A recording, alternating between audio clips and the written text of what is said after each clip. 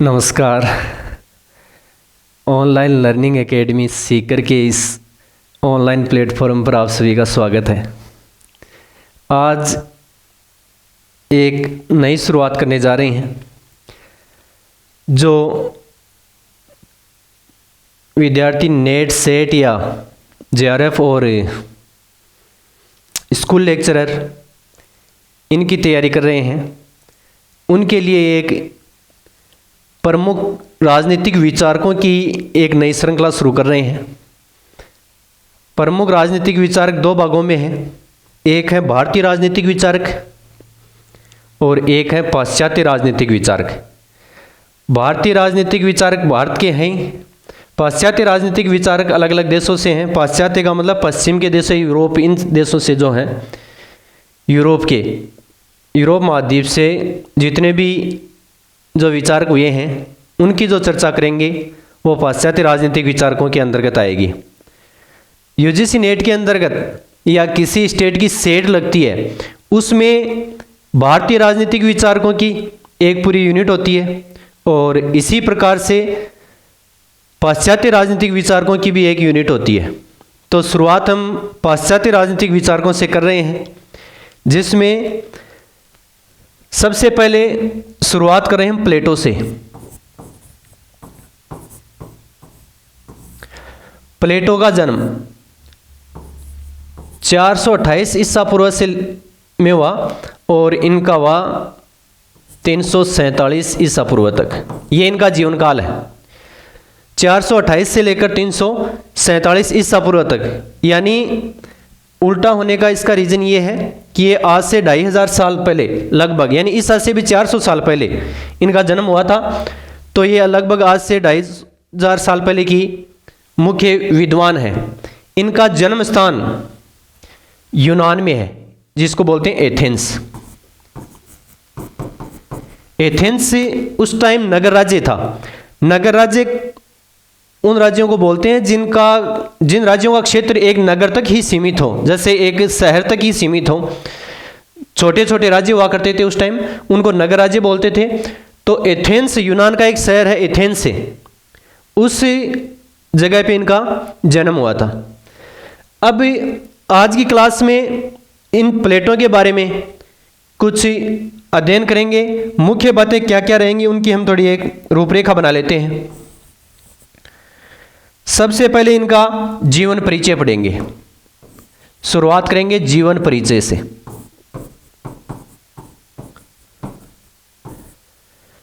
जीवन परिचय के बाद में 2 नंबर पर पढ़ेंगे इनकी जो अध्ययन की पद्धतियां हैं।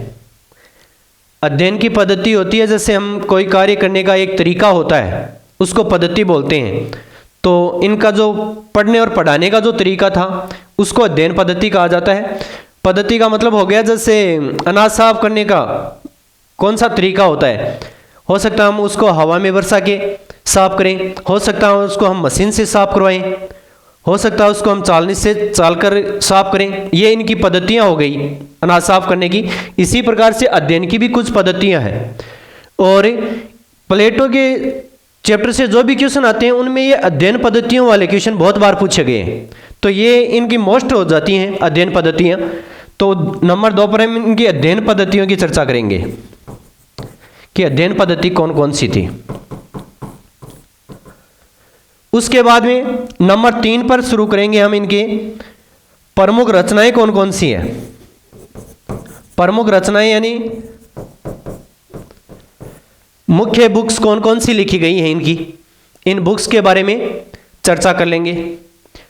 बुक्स के बाद में इनका जो मुख्य विचार है, मुख्य विचार इनका आएगा आदर्श राज्य का।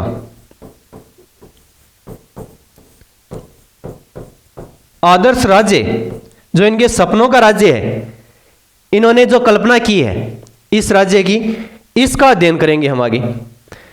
आदर्श राज्य किस प्रकार से आगे पढ़ेंगे इसको।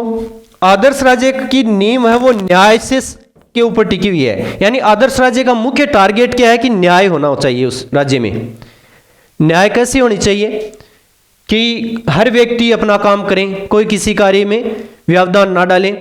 राज्य की जो सरकार है वो केवल कानून और व्यवस्था इस प्रकार से देखें कि लोगों के साथ में अन्याय ना हो, लोगों के साथ में कोई भेदभाव ना हो, इस प्रकार की व्यवस्था हो, तो ये न्याय इनका मुख्य विषय है। आदर्श राज्य तभी बनेगा जब इसमें न्याय होगी। तो न्याय किस प्रकार से की जाएगी, इसके लिए हम आगे पढ़ेंगे। न्याय प्राप्त करने के प्लेटो ने 2 तरीके बता रखे हैं। न्याय राज्य में किस प्रकार से होगी, जो आदर्श राज्य की कल्पना कर रखी है उसमें न्याय किस प्रकार से की जाएगी, इसके लिए 2 तरीके हैं। एक तो शिक्षा है, यदि सभी शिक्षित होंगे तो न्याय अपने आप ही होती रहेगी, क्योंकि शिक्षा से व्यक्ति समझदार बनता है। जैसा प्लेटो बोल रहे हैं उनके अनुसार हो सकता है शिक्षा से कोई समझदार बने, ये कोई जरूरी नहीं है, लेकिन प्लेटो महोदय का कहना है कि शिक्षा से लोग समझदार बनते हैं। इसी वजह से आज के टाइम में ज़्यादा से ज़्यादा शिक्षा की प्रचार किया जा रहा है लोगों को समझदार बनाने के लिए। तो इसका मतलब कुछ तो असर है ही ना। दूसरा तरीका है पहला तरीका शिक्षा है और दूसरा तरीका न्याय प्राप्त करने का है साम्यवाद। साम्यवाद, जो भी राजा होगा उनके लिए कुछ साम्यवाद यानी ऐसा तरीका रहेगा। साम्यवाद एक समाजवाद का रूप होता है जिसमें राजा के लिए निर्धारित कर रखी है कि 2 चीजें राजा की निजी नहीं होगी। क्या चीजें? एक तो परिवार और एक संपत्ति। परिवार और संपत्ति 2 चीजें राजा और उससे संबंधित जो लोग हैं उनके लिए निजी नहीं होगी। ये सार्वजनिक रूप से, सामूहिक रूप से इनका त्याग करेंगे। ना संपत्ति का ज्यादा मोह रखेंगे, ना ही परिवार में मोह रखेंगे। यदि परिवार और संपत्ति वाले राजा बनेंगे तो प्लेटो के अनुसार वो राज्य सही ढंग से नहीं चलेगा। तो आज का जो हमारा ये पढ़ाई का जो पहला क्लास शुरू हुई है, पहली क्लास, उसमें हमें मुख्य रूप से इनसे संबंधित चीज़ों की चर्चा करेंगे। पहले है इनका जीवन परिचय, दूसरा है इनके अध्ययन पद्धतियों की, उसके बाद में इनकी प्रमुख रचनाएं कौन कौन सी हैं, उसके बाद में आदर्श राज्य की इनकी चर्चा की जाएगी। आदर्श राज्य में इनका आधार क्या रहेगा? मुख्य आधार होगा न्याय। आदर्श राज्य तभी बनेगा जब इनमें राज्य में न्याय होगी। न्याय प्राप्त करने के 2 तरीके बता रखे हैं उन्होंने, एक तो शिक्षा है और दूसरा साम्यवाद। साम्यवाद के लिए किस चीजों का साम्यवाद? एक तो परिवार का साम्यवाद और एक संपत्ति का साम्यवाद। यह साम्यवाद केवल संरक्षक यानी जो रक्षक वर्ग हैं उन्हीं के लिए लागू होगा, राजा के लिए और सेना में जो काम करते हैं उनके लिए। आम जनता के लिए यह नियम लागू नहीं है। आम जनता के लिए ना तो शिक्षा लागू है और ना ही साम्यवाद लागू है।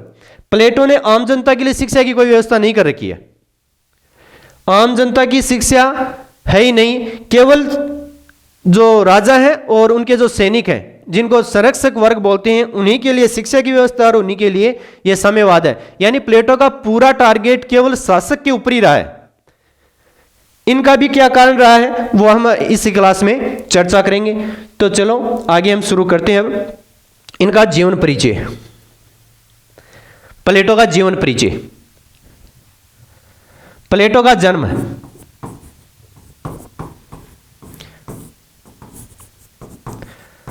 428 ईसा पूर्व हुआ। अब इसमें भी कंट्रोवर्सी रहेगी। कई बुक्स में दे रखा है 427 ईसा पूर्व है, 428 ने देकर 427 दे रखा है कई बुक्स में। तो ये आप ही तय करें। 428 ऑप्शन में आता है तो 428 करना है, 427 ऑप्शन में आता है तो 427। यह क्वेश्चन बहुत कम पूछा गया है, क्योंकि जब कंट्रोवर्सी वाले क्वेश्चन होते हैं वो कम पूछे जाते हैं एग्जामों में। तो 427 और 28 के लिए कंफ्यूज ना रहे। कुछ बुक्स में 28 दे रखा है, कुछ में 27 दे रखा है, तो दोनों ही अपन तो सही मान लें, इस बहस में ना पड़ी ज्यादा। इनका जन्म स्थान एथेंस है। इनका जन्म स्थान एथेंस है। ये हो गया जन्म स्थान। उनके बाद में इनका मुख्य नाम, मेन नाम एरिस्टोक्लीज है।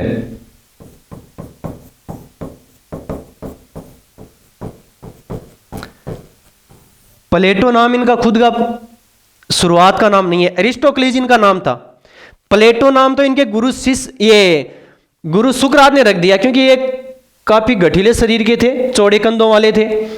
इस वजह से, चौड़े कंधों की वजह से इनको अफलातूनिया प्लेटो कहा जाता है। तो प्लेटो नाम तो इनके गुरु सुकरात के द्वारा रखा गया था। प्लेटो मूल नाम नहीं था, मूल नाम था एरिस्टोक्लेज। इनके पिता का नाम एरिस्टोन था। ये नाम एग्जाम में नहीं पूछे जाते हैं, केवल जानकारी के लिए आपको ये बताई जा रही हैं। पिता का नाम एरिस्टोन था, माता का नाम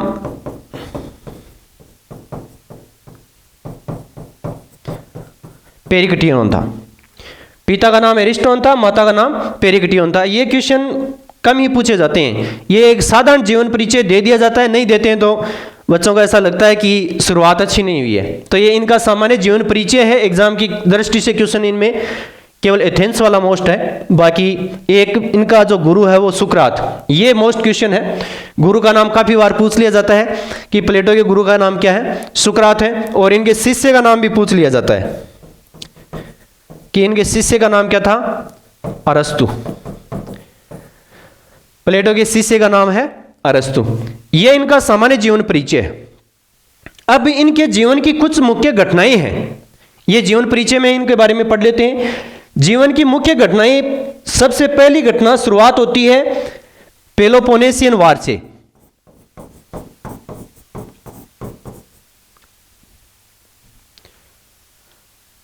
पेलोपोनेशियन वार,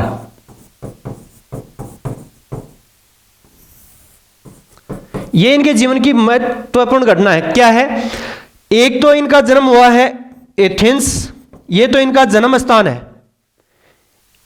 ये एक छोटा सा शहर है जिसको पोलिटी बोलते हैं, नगर राज्य जिसको बोलते हैं। इसी का एक प्रिय पड़ोसी, जैसे भारत का एक प्रिय पड़ोसी है पाकिस्तान, उसी प्रकार से एथेंस का एक प्रिय पड़ोसी है स्पार्टा। स्पार्टा भी एक वहां की एक नगर राज्य है। इन दोनों नगर राज्यों के बीच में लड़ाई चल रही है और यह लड़ाई चली लगभग 28 वर्ष तक। कितने वर्ष तक? 28 वर्ष तक। इसको बोलते हैं पेलोपोनेशियन वार। एथेंस और स्पार्टा के बीच में जो युद्ध चल रहा था, जब प्लेटो का जन्म हुआ उस टाइम यह लड़ाई चल रही थी। तो यानी जब प्लेटो की शुरुआत धरती पे आने पर ही लड़ाई शुरू हो गई, तो उनके मन में एक भय होना स्वाभाविक बात है, क्योंकि जिस प्रकार की परिस्थितियां होती हैं, जैसे क्षेत्र में लोग पलते हैं वैसे उनके विचार हो जाते हैं। तो प्लेटो के जन्म से समय से ही ये लड़ाई वाला सिस्टम चालू हो गया, तो प्लेटो के मन में भय पैदा हो गया। एक तो प्लेटो का जन्म इसी प्रकार से हुआ है कि वो भय का वातावरण था उस टाइम। एक होब्स पढ़ेंगे हम आगे, उनका भी जन्म इसी प्रकार से हुआ कि उस टाइम इंग्लैंड में लड़ाई चल रही थी।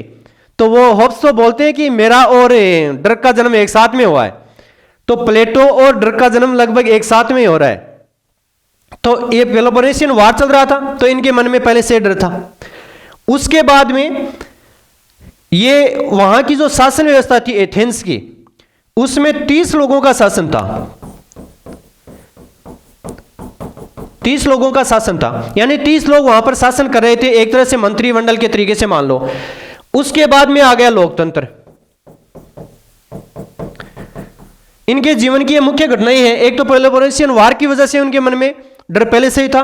उसके बाद में 30 लोगों का जो शासन हुआ, इसने क्या किया, इनकी भी एक पूरी स्टोरी बनती है। वो स्टोरी बनती है इनके गुरु सुकरात से संबंधित। सुकरात एक टीचर था। वैसे टीचर किस प्रकार से था, ये पढ़ाने का इनका एक ही अलग ही तरीका था। ऐसे नहीं कि वो बोर्ड पे पढ़ाते थे बच्चों को बिठा के, ये पढ़ाने का उनका कोई तरीका नहीं था। उस टाइम एक धारा चलती थी, सोफिस्ट।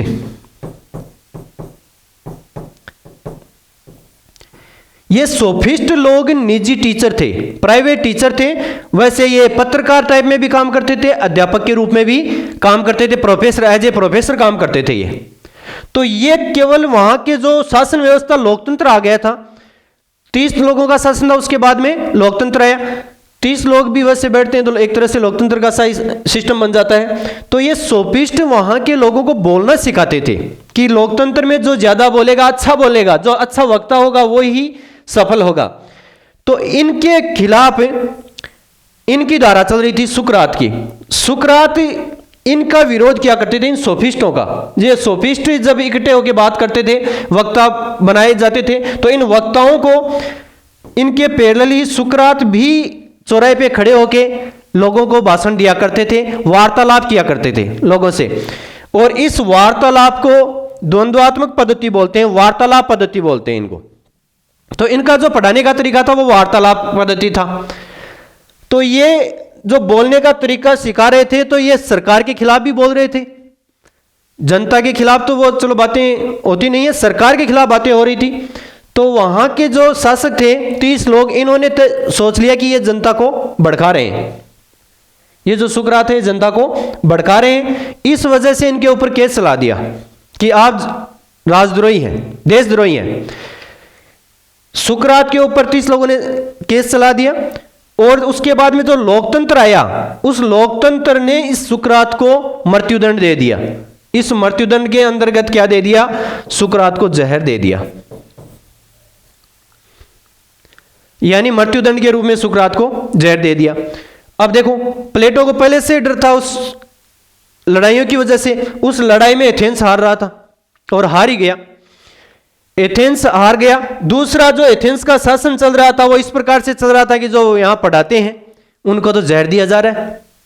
अब सुकरात का शिष्य ही था प्लेटो, तो पता है कि गुरु को जब जहर दे दिया गया है तो अब नंबर किसका है, स्वाभाविक बात है।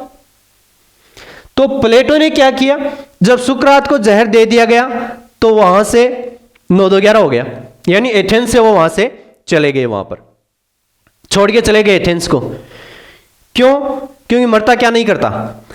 तब वहां से छोड़ के चले गए तो इनके दिमाग चल रहा है अब, क्योंकि आदमी सोचता है जब परिस्थितियां, कुछ विकट परिस्थितियां सामने होती हैं तब ज्यादा सोचता है वो। तो प्लेटो ने जो दिमाग लगाया है आदर्श राज्य का, वो इन परिस्थितियों की वजह से लगाया है। कारण क्या रहे कि पहले लड़ाइयां हो रही थी, उसके बाद में जो लोकतंत्र झूठा सच्चा आया, उन्होंने उनके राजा, वो गुरु की जहर देकर हत्या कर दी गई, यानी मौत के घाट उतार दिया। अब प्लेटो वहां रह नहीं सकता, तो इन्होंने सोचा कि राजा किस प्रकार का होना चाहिए। यानी ये राजा तो ऐसे हैं, मूर्ख है, जो पढ़ा लिखा आदमी था उसको ही जहर देकर मार दिया। इस वजह से उनके दिमाग में ये विचार आया, कौन सा, आदर्श राज्य का। तो आदमी की परिस्थितियों के अनुसार, व्यक्ति अपनी परिस्थितियों के अनुसार ही सोचता है। अब आगे इन्होंने एक आदर्श राज्य की जो कल्पना की है वो आगे हम इसकी चर्चा करेंगे। एक ये मुख्य रूप से दार्शनिक है, इनकी एक चर्चा और कर लेते हैं हम। प्लेटो दार्शनिक है। दार्शनिक एक तो होता है दर्शन और एक होता है विज्ञान, दो अलग अलग चीजें हैं। प्लेटो ने जो पढ़ने का और पढ़ाने का जो तरीका अपनाया वो दर्शन और इस राजनीति को साथ में मिलाया। दर्शन और राजनीति एक साथ में पढ़ रहे थे प्लेटो। जो विधियां काम में ले रहे थे उसमें राजनीति और दर्शन, इनको दार्शनिक राजनीति बोलते हैं। क्या बोला गया इसको, दार्शनिक राजनीति।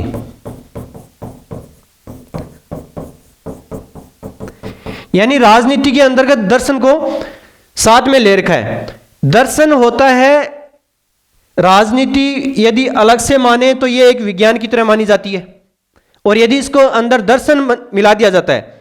दर्शन और राजनीति में क्या फर्क है उसकी तुलना कर ले थोड़ा। दर्शन में एक तो आता है कल्पना,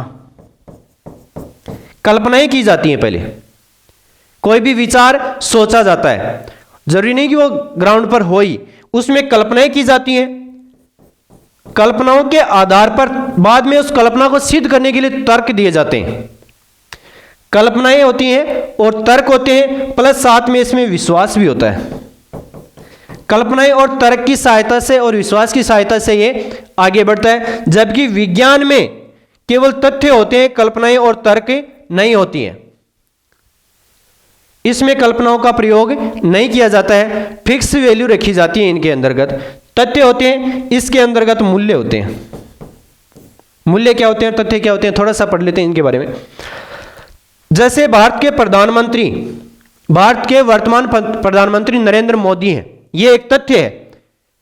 इसमें किसी दूसरे व्यक्ति के विचार नहीं जोड़े जा सकते, कि मोदी तो थोड़े ही हैं, बाकी तो अमित शाह हैं। ऐसा नहीं हो सकता, क्योंकि पूरे प्रधानमंत्री होते हैं वो एक ही होता है, प्रधानमंत्री कोई दो नहीं होते हैं भारत में। तो प्रधानमंत्री एक तथ्य हो गया। दूसरा है, भारत के प्रधानमंत्री, वर्तमान प्रधानमंत्री अब तक के सबसे अच्छे प्रधानमंत्री हैं। तो ये बात थोड़ी अजीब हो गई। आप सुनोगे तो कुछ तो कहेंगे नहीं हाँ साहब बहुत ही अच्छे प्रधानमंत्री हैं, और कुछ बोल देंगे कि अच्छे नहीं है, क्योंकि ये पार्टी से संबंधित बात आ गई। यानी एक ऐसा विचार आ गया जिसमें अपने विचार भी हम जोड़ सकते हैं। कुछ कहेंगे कि अच्छे प्रधानमंत्री नहीं है, कुछ कहेंगे अच्छे प्रधानमंत्री हैं। तो इस प्रकार से दर्शन के अंतर्गत मूल्य शामिल होते हैं। ये एक मूल्य हो गया कि भारत के प्रधानमंत्री सबसे अच्छे प्रधानमंत्री हैं, तो ये एक मूल्य हो गया। इसमें कुछ कहेंगे नहीं अच्छे नहीं है, और कुछ कहेंगे अच्छे हैं। तो तथ्य होते हैं, उनको तो केवल एक ही कसौटी पर कसा जाता है, या तो वो सही होता है या वो फिर वो गलत होता है। जबकि मूल्य में कई होती हैं। इसको शुभ अशुभ की दृष्टि से देखा जा सकता है, नैतिक अनैतिक दृष्टि से देखा जा सकता है, या फिर सही गलत की दृष्टि से भी देखा जाता है। तो दर्शन के अंदर मूल्य शामिल होते हैं और विज्ञान के अंतर्गत तथ्य शामिल होते हैं। तो प्लेटो ने राजनीति के साथ में जो दर्शन जोड़ रखा है, दर्शन के अंतर्गत इहलोक और परलोक की दोनों की चर्चाएं हो जाती है, आत्मा परमात्मा इनकी भी चर्चा कर लेते हैं साथ में। जबकि विज्ञान में इनका कोई रोल नहीं होता है। कोई भी डॉक्टर यह नहीं ढूंढता है कि इसकी आत्मा कहां है। हार्ट के बारे में चर्चा कर लेंगे, लंग्स की चर्चा कर लेंगे, लेकिन शरीर की संरचना देखते वक्त ये उसमें एमआरआई या सीटी स्कैन में ये नहीं ढूंढते कि इसकी आत्मा कहां से है, क्योंकि ये दर्शन का विषय है, विज्ञान का विषय नहीं है। तो प्लेटो दार्शनिक है। अरस्तु दर्शन का प्रयोग न करके दर्शन और राजनीति को अलग अलग करता है। कौन? अरस्तु। तो इस प्रकार से प्लेटो है वो एक दार्शनिक विचारक है, राजनीतिक दार्शनिक है। राजनीति की बातें बताते हैं लेकिन साथ में दर्शन जोड़ते हैं। इसी में राजनीति जो आदर्श राजा बनाया है इसके अंदर भी दर्शन जोड़ रखा है। यह तो है इनका सामान्य परिचय। अब हम अगली क्लास में इनकी प्रमुख रचनाएं हैं, इनकी अध्ययन पद्धतियां हैं, उनकी चर्चा करेंगे। आपको यदि ये जानकारी अच्छी लग रही है तो इसको लाइक करें, अपने साथ वालों को शेयर करें और चैनल को सब्सक्राइब करें। धन्यवाद। जय हिंद।